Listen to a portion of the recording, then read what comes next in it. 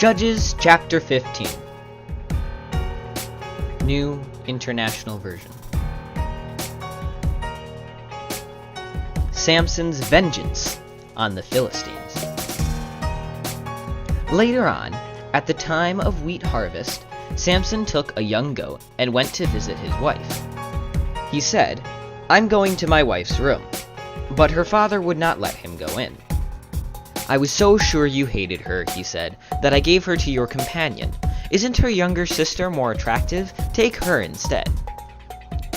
Samson said to them, "This time I have a right to get even with the Philistines. I will really harm them."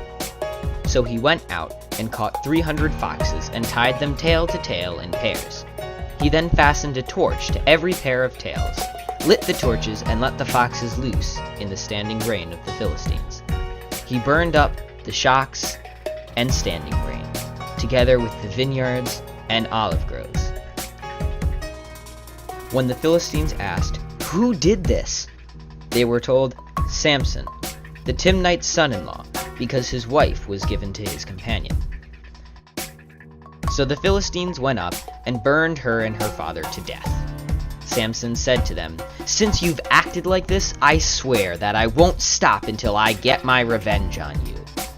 He attacked them viciously and slaughtered many of them. Then he went down and stayed in a cave in the rock of Etam. The Philistines went up and camped in Judah, spreading out near Lehi. The people of Judah asked, "Why have you come to fight us?" "We have come to take Samson prisoner," they answered, "to do to him as he did to us." Then 3,000 men from Judah went down to the cave in the rock of Etam and said to Samson, "Don't you realize that the Philistines are rulers over us? What have you done to us?" He answered, "I merely did to them what they did to me." They said to him, "We've come to tie you up and hand you over to the Philistines." Samson said, "Swear to me that you won't kill me yourselves."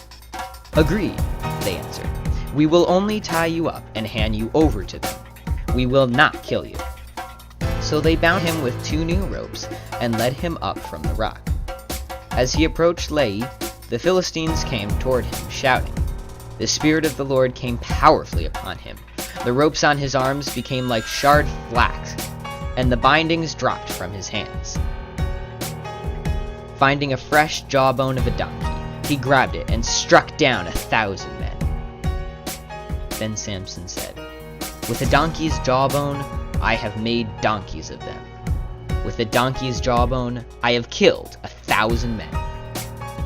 When he finished speaking, he threw away the jawbone, and the place was called Ramath Lehi. Because he was very thirsty, he cried out to the Lord, "You have given your servant this great victory. Must I now die of thirst and fall into the hands of the uncircumcised?" Then God opened up the hollow place in Lehi, and water came out of it. When Samson drank, his strength returned, and he revived. So the spring was called En-Hakkore, and it is still there in Lehi. Samson led Israel for 20 years in the days of the Philistines.